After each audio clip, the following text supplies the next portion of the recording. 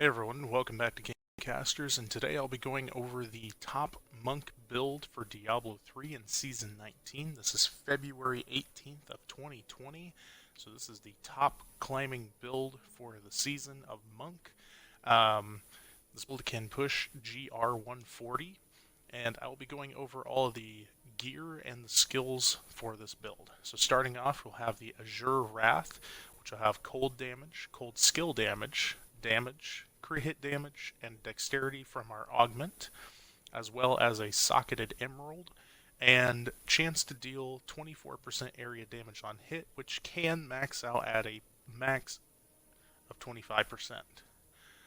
For our gauntlets, we will have Bazabans of Justice, which will be dexterity, crit hit damage, crit hit chance, and dexterity from our augment. It'll have reduced cooldown on all skills by 7%. For our shoulders, we will have Mirrors of Justice. This will have dexterity, resist all elements, dexterity from our augment, as well as reduced cooldown of all skills by 8%, and then chance to deal 18% area damage on hit. That can max out for a 20% with a reroll if you get the chance. For our chest piece, we will have a Lamellars of Justice with 3 diamonds slotted into that.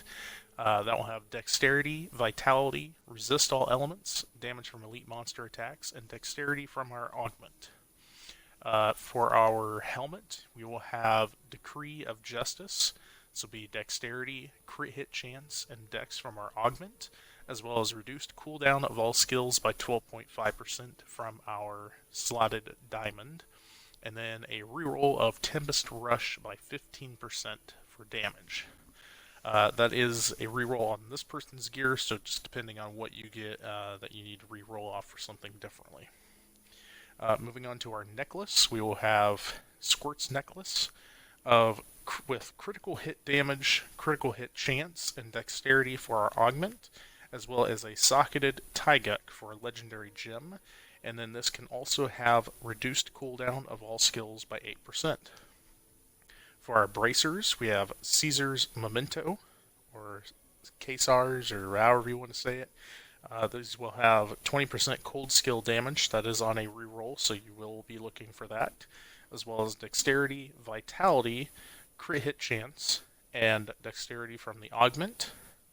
And then for our offhand, which is where a ton of damage for this build comes from, will be 1 Kim Lao.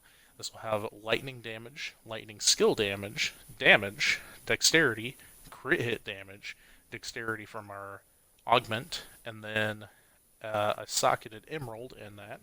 And that will give us a 20% area damage on hit. For our rings, we will have Convention of Elements with damage, crit hit chance, and dexterity from our augment, as well as Bane of the Stricken for our socketed gem. For our other ring, we will have Obsidian Ring of the Zodiac. This will have attack speed, crit hit chance, and dexterity for our augment, as well as Bane of the Trapped in our socket. This can also have the cooldown of all skills percentage on it. For our boots, we will have Captain Crimson's Waders. These will have dexterity, vitality, armor, dex from our augment, and tempest rush damage. For the pants, they are Mountains of Justice with 2 socketed diamonds, with dexterity, vitality, resist all elements, and dexterity from our augment. For our belt, we will have Captain Crimson's Silk Girdle, excuse me, with dexterity, vitality, life, armor, and dex from our augment. This build does run 2 different sets. We have the Captain Crimson's Trimmings, which gives us 6,000 life per second, cooldown of all skills by 20%, resource cost by 20%, and damage dealt is increased by your percentage of cooldown reduction, as well as damage taken is reduced by your percentage of cost reduction. And then our secondary set, which is our main gear, will be the Patterns of Justice set. This will give us at a 2-piece, a Sweeping Wind gains the effect of every rune, and movement speed is increased by 5% for each stack of Sweeping Wind, At a 4-piece, we will get Attacking with Tempest Rush, reduces your damage taken by 50% and increases Spirit Regeneration by 50. And on our 6-piece set, we will have Hitting with Tempest Rush while Sweeping Wind is active. It increases the size of Sweeping Wind and also increases all damage dealt by 15,000%. Huge bonus from that. Moving on to our active skills, we will be running, excuse me again, we will be running Serenity with Ascension, Tempest Rush with Flurry, Sweeping Wind with Inner Storm, Blinding Flash with Faith in the Light, Mantra of Salvation with Agility, Epiphany with Desert Shroud, and then for our passives, we'll have Near-Death Experience, Beacons of Yatar, Relentless Assault, and Harmony. For our cubed items, and as always, I will say, any item that is on your gear, you can swap out with your cubed items, assuming it matches the respective slot. So your weapon, your helmet, or whatever piece of armor, and then your ring could be swapped out for something you have equipped.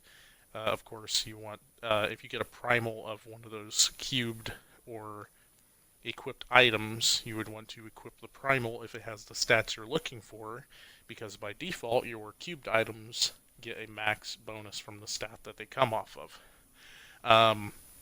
For our cubed items, we'll be looking for Balance, Lefebvre's Soliloquy, if I said that correctly, and the Ring of Royal Grandeur.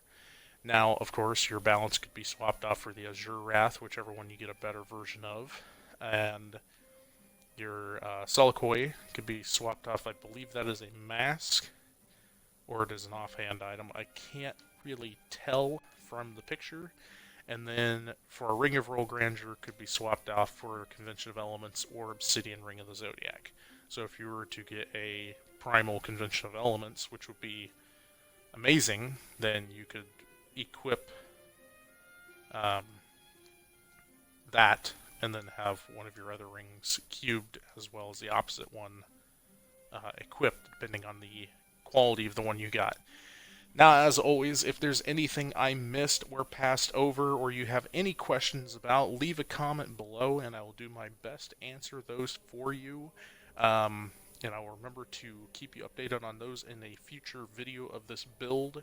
I do these every season from now on. It's been a minute since my last few videos on this, just because of some life stuff, so we won't get into that. But I am back, and I am doing these as often as possible. If this video helped you out, or you would want to keep updated on future videos, it would be really appreciated if you'd hit the like button and subscribe. And I will see you guys in the next build video. Thanks for watching. See you next time.